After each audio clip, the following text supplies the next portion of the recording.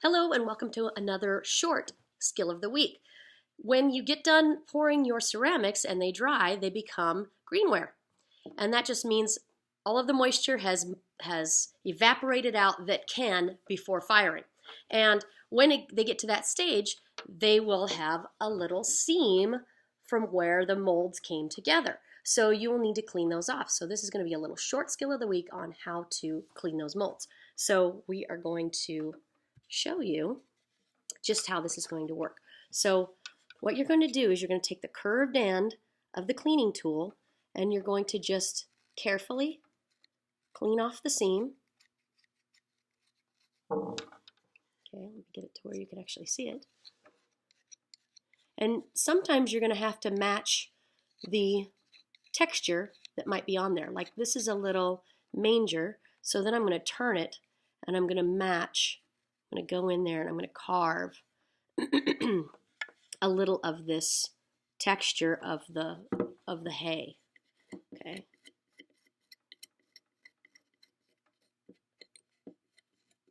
And you got to be really careful because greenware is delicate, and if it's thin, then it can crush right in your hands. So you want to really be gentle as you're scraping, and that's why you want to have the curved end of the tool, because you can cut into it if you're using the blade end.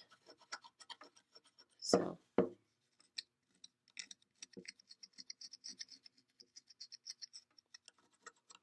and I try not to rest it on the table too much because you can chip it. So just got to be really careful. Okay, so there's some of this texture that I want to keep on here so that you can't even see that there's a seam. So I'm going to try to match the texture that I see. And I'm going to stand up so that I can see it while I'm showing you guys. And I'm just using the tip of the cleaning tool to gouge in a little bit and almost carve that hay so that it creates texture all the way across, and it kind of disguises where that seam is. I've seen a lot of greenware where all they do is clean the seam off and then you see this edge all the way around, and it really doesn't look like they blended it into the natural contour of the object. And that's what you really need to do to get it to look good.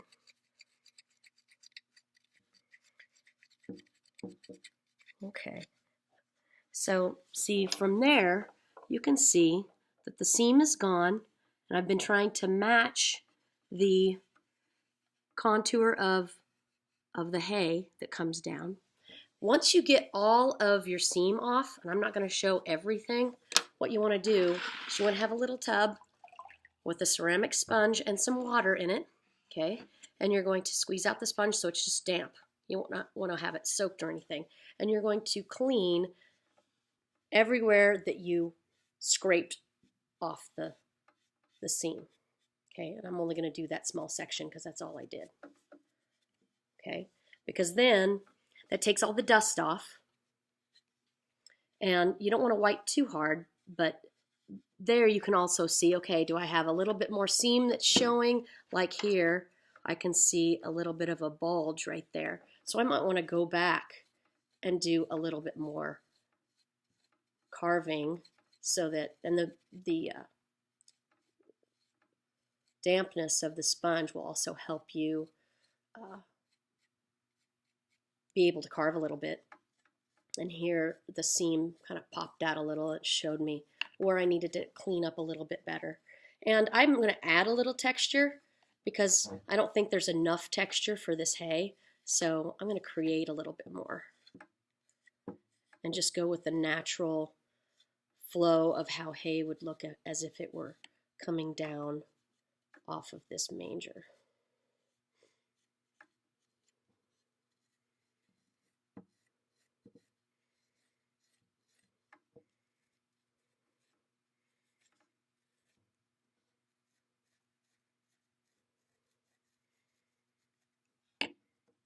Okay. And then gently wipe it. You can see I've added some texture into there, so it makes it look a little bit more natural. more like hay that's flowing down, and those seams have been disguised. And that's really what you want to happen. You want it to look like a whole complete sculpture and not something that has this ugly looking seam. Like if I were to make this just flat, you know, I could clean it off,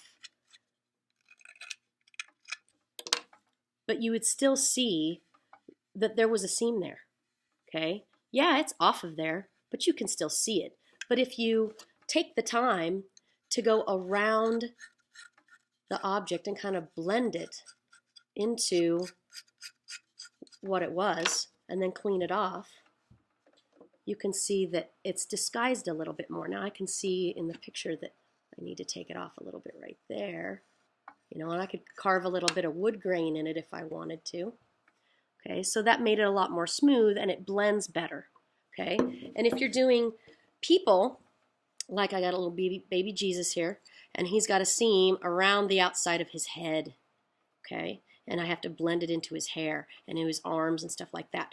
Gently hold him or the object, and only put pressure on the area that you are having to carve so you don't let it slip out of your fingers, because if it drops, you could break it, especially something delicate that has arms, so any kind of appendages sticking out or anything like that.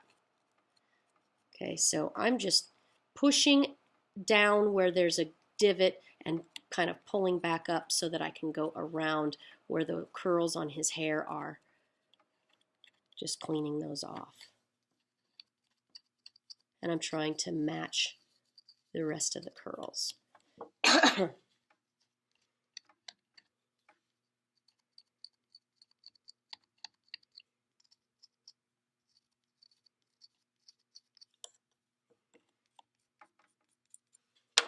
And I like to occasionally just kind of tap it with the sponge and see, okay, did I get it all? Well, yeah, kind of, but you can kind of see where that seam is. Okay, so I might feel it. Okay, yeah, there's a little nub there. So just get a little bit more off and maybe even create a little bit more texture on the hair, because to me, he doesn't have enough texture on there. And so I'm going to give him a few more curls, just so it blends in a little nicer. Okay, so there you can see that I've got enough texture there, but the rest, he doesn't have much texture on the other sides. So I might need to add a little bit just because he doesn't have much and I added some.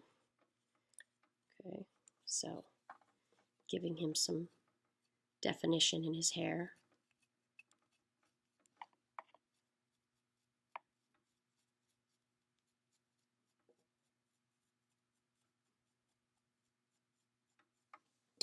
Okay, dab that off. Okay, and there he's got his seam cleaned off of his head, and there's a little texture on there, so it just makes him look a little bit more natural. Now I haven't got the sides cleaned off, obviously, but he looks a little bit better. Now to me, that's too pointy of a head, so I'm just going to clean some of that off. I don't want him to have a pointy head, but I don't want it to look like somebody's put a seam there, so I have to fix that texture.